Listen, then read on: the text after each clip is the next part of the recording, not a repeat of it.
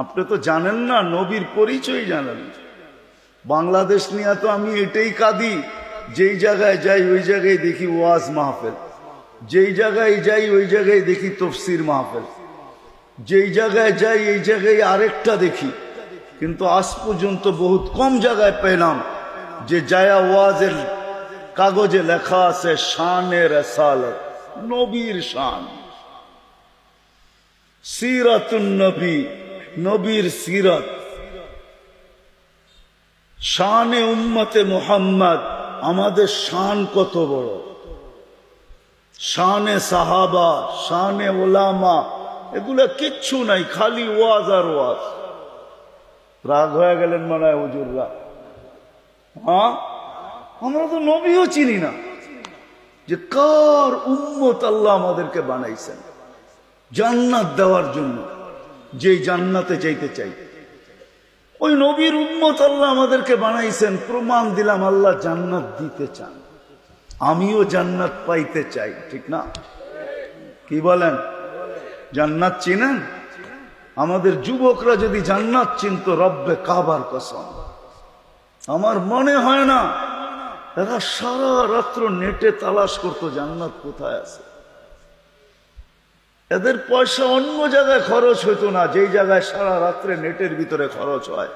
তারপরে যেটা চয়েস হয় ওটাকে স্ক্রিনশট দেয়, ওটা নিয়ে তারপরে সেলুনে যায় এরকম কেটে দিবি। তাহলে ও সারা রাত্র জান্নাত খুঁজত, পাগল হয়ে যেত জান্নাতের জন্য। আমাদের ঘুম হারাম হয়ে যেত। আল্লাহ রসুলই তো বলছেন, লা ইয়ানামু তালিবুহা, যার জান্নাতের তালাশ এখানে, জান্নাত যার এখানে ঢুকা গেছে, ও ঘুমাইতে পারে না, ও ঘুমায় না।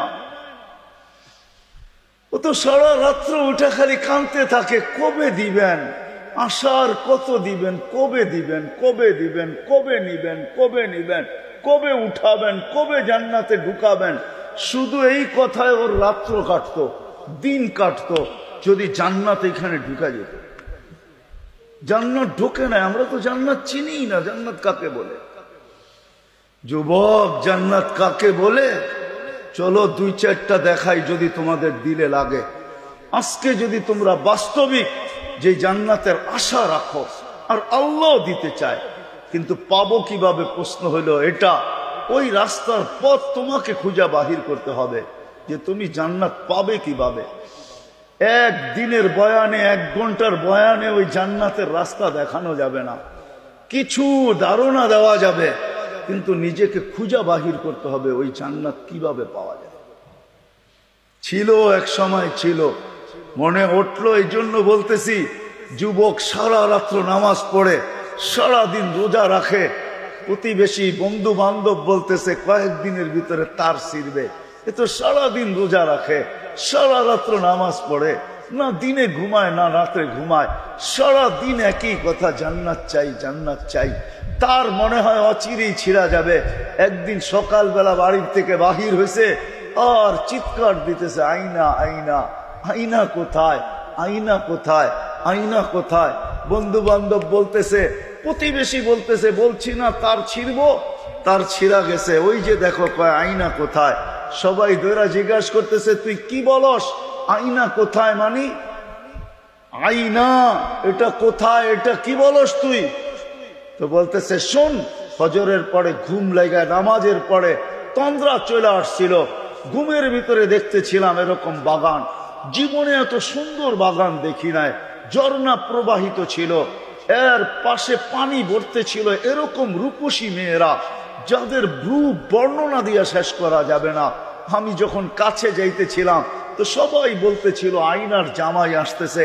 আমি ভাবতেছিলাম এদের মধ্যেই কেউ হব।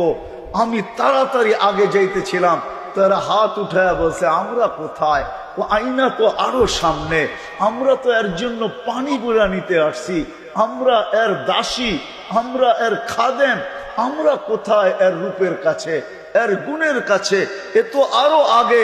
বলে আমি দিলাম দৌড়, যা দেখলাম আরেক ঝর্ণা। আরে প্রথম মেয়েরা আর কি সুন্দর, আর সুন্দর হবেই না কেন, জান্নাতের মেয়েদেরকে তো আল্লাহ তৈরি করছেন হাঁটু পর্যন্ত মুস্ক দিয়া, কোমর পর্যন্ত আম্বর দিয়া, কাঠ পর্যন্ত জাফরান দিয়া, উপরটা তৈরি করছেন কাফুর আল আবিয়াদ, সাদা কাফুর দিয়া, 120 ফিট লম্বা, চুলগুলা 120 ফিট লম্বা। আল্লাহ রসুল বর্ণনা দিছেন, লাউ বাজাগা সাবআতি আবহুর লাসারা আযবা, 7 সমুদ্রে থুতু দিলে পানিগুলা মধুর মতো মিঠা হয়ে যাবে। একটা চুল যদি আকাশের নিচে নাড়া দেয়, লাতাআত্তারাতি দুনিয়া কুল্লা, সারাটা দুনিয়া সুগ্রানে মোহিত হয়ে যাবে। লাউ কাশাফা সাকাইহি লাগাবা দাউ শামস, যদি পাও খুলে দেয় সূর্য চিরদিনের জন্য আলো হারায় ফেলবে। যদি হাসি দেয়, লাউ যাহিকা আলা দুনিয়া লাতানাব্বারাতি দুনিয়া কুল্লা, শুধু একটা হাসি দিলে সৌর জগৎটা আলোতে আলোকিত হয়ে যাবে। বানাইছি তো আল্লাহ এরকম, 120 ফিট লম্বা, চুলটিও 120 ফিট লম্বা।